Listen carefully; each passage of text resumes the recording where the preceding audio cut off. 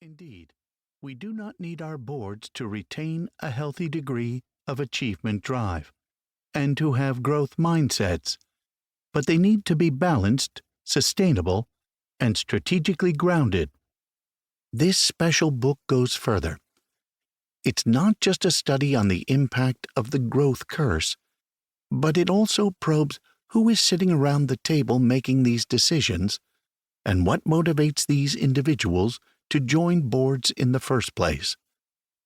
To me, the old phrase, servant leadership, is relevant, with the emphasis on both the serving and the leadership.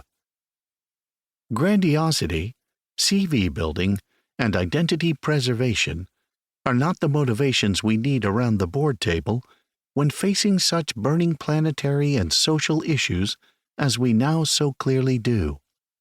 Yves and Keeley walk us through the traits needed in the people who are our strategic custodians on boards.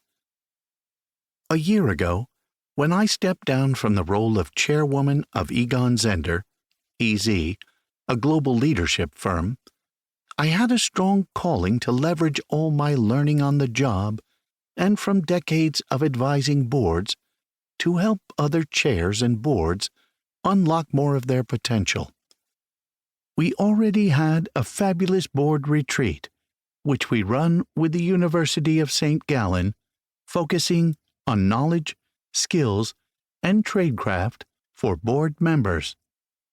I had co-founded a CEO development program run by EZ and its partner Mobius a decade ago as well.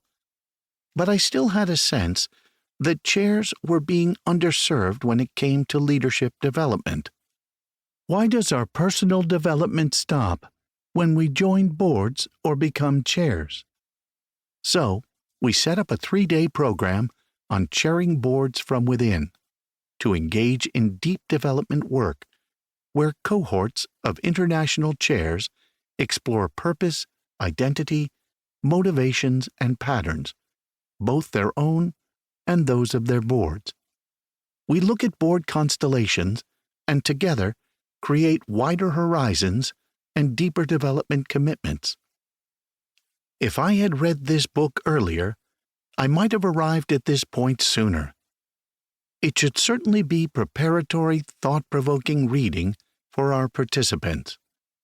I regard this book as an invitation to play our collective part in helping to transform boards in an era of great complexity and significance. Unlocking more of the potential of our boards and organizations is an imperative.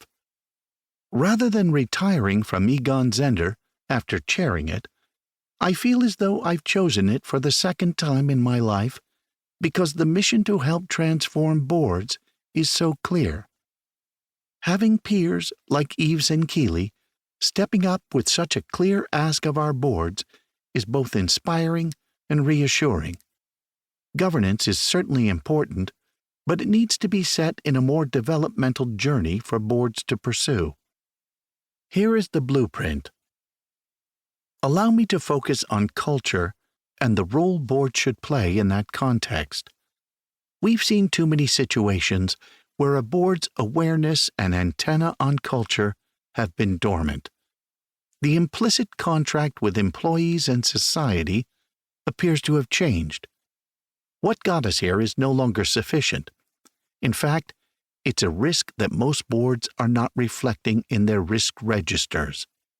Today, boards have a responsibility to gauge the resonance and relevance of the organization's values, the degree to which leadership walks the talk on culture, and how up-to-date their grievance procedures are, or, more pertinently, their reactions and responses to grievances. That's no longer just an executive responsibility. We are seeing many countries in which cultural stewardship by boards is needed and expected. Let's raise our game on culture, along with curiosity and concern for such matters. I was pleased to see Yves and Keeley cover this issue. Board effectiveness reviews have become core to good governance and transparency.